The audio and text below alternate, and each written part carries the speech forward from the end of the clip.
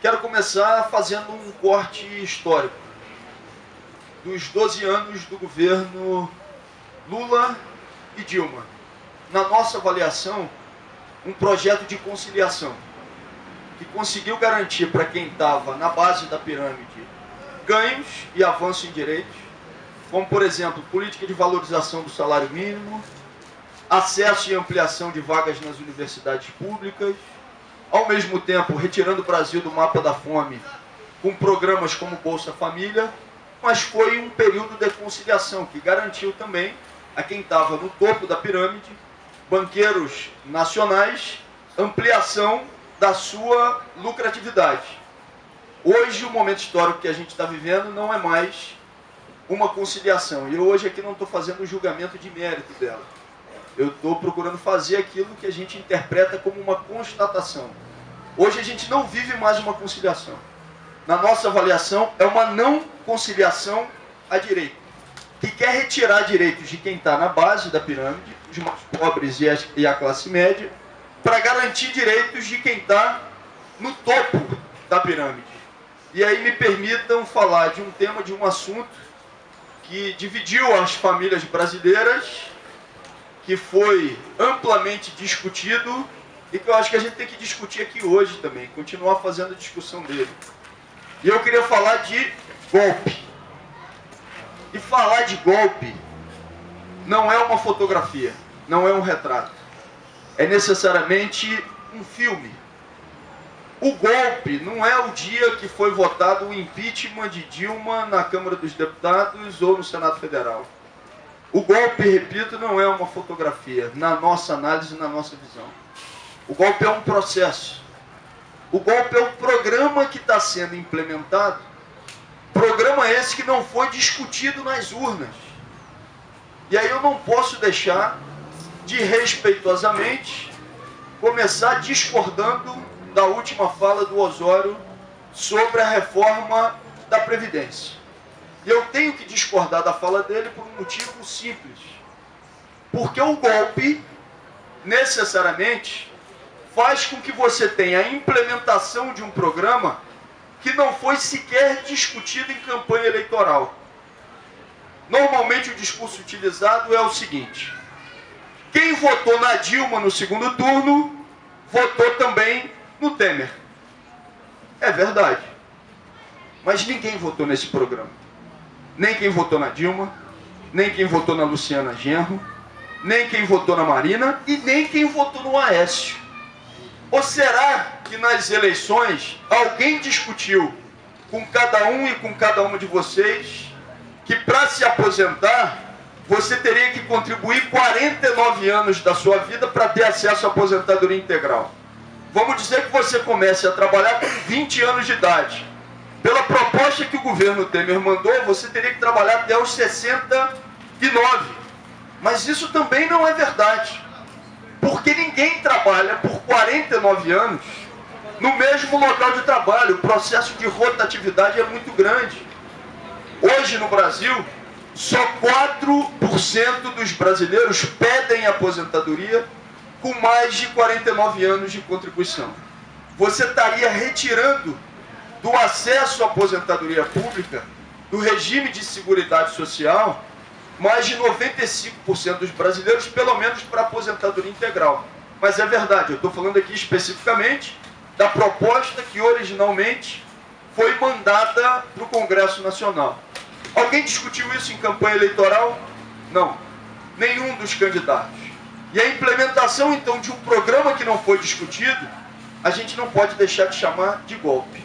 E aí o que dizem é o seguinte: olha, mas a gente precisa fazer a reforma da Previdência para que privilégios possam estar sendo combatidos. E aí a pergunta que eu faço: é privilégio que a pessoa que ganha o BPC, benefício de prestação continuada, que tem 1/4 de salário mínimo como renda por pessoa mensal, venha a não receber mais um salário mínimo e que a partir de então o piso seja menos do que um salário mínimo? Isso é combater privilégio? Isso não é combater privilégio. E aí eu quero também, educadamente, discordar quando a gente parte do pressuposto e da avaliação que existe um grande rombo na Previdência Pública brasileira. Não existe. Os últimos dados consolidados da Seguridade Social brasileira são do ano de 2015. Os dados do ano de 2016 ainda não estão consolidados. Em 2015, a Seguridade Social brasileira teve um saldo de 11 bilhões de reais. Onde é que está o rombo? O rombo é se você fizer uma conta onde você leve em conta única e exclusivamente o que tem de contribuição de trabalhadores e de empregadores e aquilo que se paga de aposentadoria. Se você levar em conta única e exclusivamente esse cálculo, aí você terá necessariamente um rombo. Só que o que a gente precisa dizer é que a Seguridade Social brasileira ela é sustentada, inclusive com o que determina a Constituição e as leis, por outras fontes de financiamento, que não só aqueles que são as contribuições de empregadores e de trabalhadores. Que fontes de financiamento são essas? Várias, CSLL e outras mais, que já têm disposição constitucional e legal. Mas vamos partir do pressuposto que então existisse um rombo na Seguridade Social brasileira e na Previdência Pública, que não existe pelos dados consolidados atuais, que são do ano de 2015. Quem é que teria que pagar essa conta? O governo federal se justifica dizendo que em 10 anos economizaria 600 bilhões de reais com essa reforma da Previdência. Com as alterações que já foram feitas, eles descem para 500 bilhões de reais. Se a gente tivesse no Brasil a garantia de pagamento de impostos, de lucros e dividendos dos acionistas, e aí a gente está tratando de quem tem os grandes rendimentos, que só quem não cobra é o Brasil e a Estônia, aí necessariamente a gente arrecadaria num período de 10 anos 400 bilhões de reais. E esses dados não são meus. Esses dados podem ser questionados. Eu acho que é importante que os nossos convidados contestem esses dados, para a gente fazer aqui um bom contraditório, mas eu queria deixar claro que esses dados são do IPEA. IPEA, que não é órgão da minha assessoria. IPEA que é um órgão, inclusive, de acompanhamento do governo federal. O IPEA foi quem disse que em 10 anos, se você estabelecesse a cobrança de lucros e dividendos dos acionistas, você teria uma ampliação dos seus rendimentos de 400 bi. E aí eu pergunto, é justo que para o financiamento da Seguridade Social brasileira, você retire de quem ganha o BPC, o benefício de prestação continuada, e você não cobre daquelas que são as grandes fortunas nacionais? Na nossa avaliação, não. E aí eu queria continuar dialogando com vocês sobre aquilo que a gente chama de golpe. Agora, a justificativa utilizada é a seguinte: o que a Constituição determina é que você tem uma eleição indireta, onde deputados federais e senadores definam, na possibilidade de saída de Temer, quem vai ocupar a presidência da República. E eu aqui fraternalmente queria dizer que eu acho graça desse argumento. E por que eu acho graça desse argumento? Por quê? Para você tirar o direito do povo a ter acesso à aposentadoria integral, você pode mudar a Constituição. Para congelar os investimentos em saúde e em educação por um período de 20 anos, você pode mudar a Constituição. Mas para o povo decidir se quer ou não esse programa sendo implementado, aí a Constituição é imutável? Aí a Constituição não pode ser modificada? É esse o questionamento que eu faço. E aí a pergunta que eu também faço: existe uma afronta maior à Constituição da República do que a implementação de um programa que foi sequer discutido em eleições? Não existe. Eu estou querendo dizer que na realização de novas eleições, necessariamente, aquilo que a gente está defendendo aqui, aquilo que eu estou defendendo, será vitorioso? Não. Pode ser que não seja. Pode ser que algumas candidaturas defendam o contrário e consigam vencer eleições.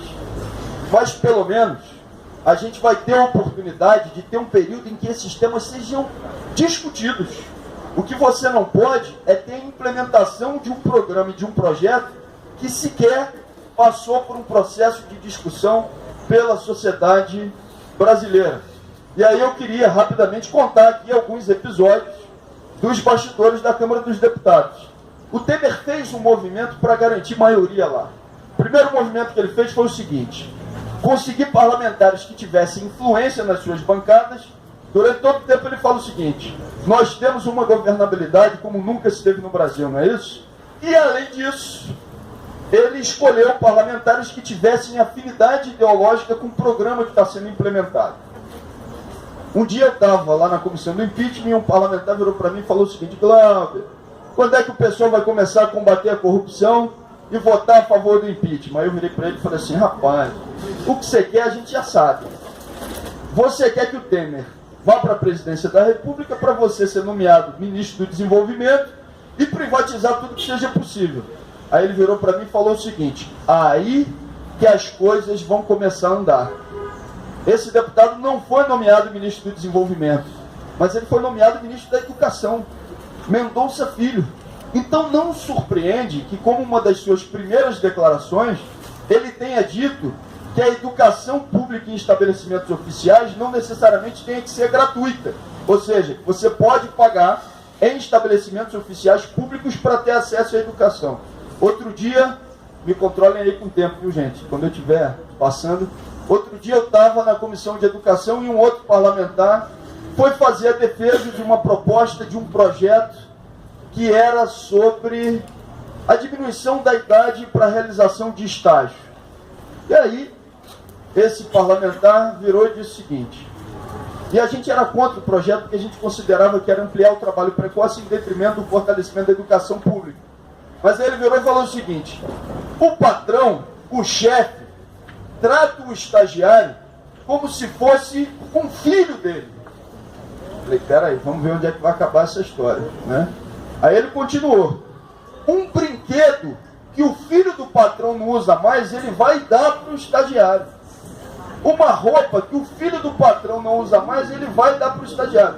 Não acreditem em mim não, depois dei uma olhada lá nas notas taquigráficas da Comissão de Educação que está disponível. Quem era esse deputado? Não me surpreende que logo depois, quando ele foi nomeado ministro da Saúde, era o senhor Ricardo Barros, ele tenha dito que o SUS, o Sistema Único de Saúde, não tenha que ser universal. Ou seja, que as pessoas podem ter que pagar pela saúde. Não me surpreende. Então houve esses dois movimentos por parte do governo Temer. Parlamentares que tivessem influência nas suas bancadas e, ao mesmo tempo, que tivessem a possibilidade concreta de ter afinidade ideológica com esse programa. Eu venho aqui, respeitosamente, atendendo esse convite que eu achei sensacional, mas para que a gente possa também estabelecer as diferenças de concepção. Nós somos contra essa reforma da Previdência e consideramos que esse governo não tem legitimidade para aplicá-la. Nós somos contra essa reforma trabalhista e consideramos que esse governo não tem legitimidade para aplicá-la. Nós somos a favor da realização de novas eleições, porque o povo tem que ser necessariamente consultado se quer ver esse programa sendo implementado ou não. Não podem os deputados federais e senadores, por sua conta, definirem aquilo que seja o futuro do conjunto dos brasileiros sem uma mínima discussão. E aí eu termino, encerro por aqui, porque só falta 1 minuto, dizendo que eu estou no estado de espírito do Dadá Maravilha. Quem gosta aí de futebol e que acompanhava o Dadá Maravilha, dizem que ele não necessariamente era um excepcional futebol, mas que era um ótimo frasista. E que o Dadá Maravilha um dia foi entrar no campo para jogar contra o Cruzeiro, aí perguntaram para ele assim: Dadá, você está animado? Você está otimista? Aí que o Dadá respondeu: não estou otimista nem pessimista, estou determinado. No atual momento político brasileiro, ficar otimista é muito difícil. Ficar pessimista não vai adiantar de coisa nenhuma. Então que a gente possa ter a determinação para ter amplitude na resistência a esse programa que está sendo implementado e que ao mesmo tempo a gente diga sem meias palavras: esse governo, o governo Temer, não tem legitimidade para a implementação desse programa. Fora Temer e eleições diretas já. Obrigado, gente. Então se lembre que sempre só depende da gente. Então se movimente e tente novamente. Chegue e ajude, grude com a juventude pra fazer algo maior. atitude, educação, arte, saúde, a gente pode ser melhor. Se for tudo numa coisa só.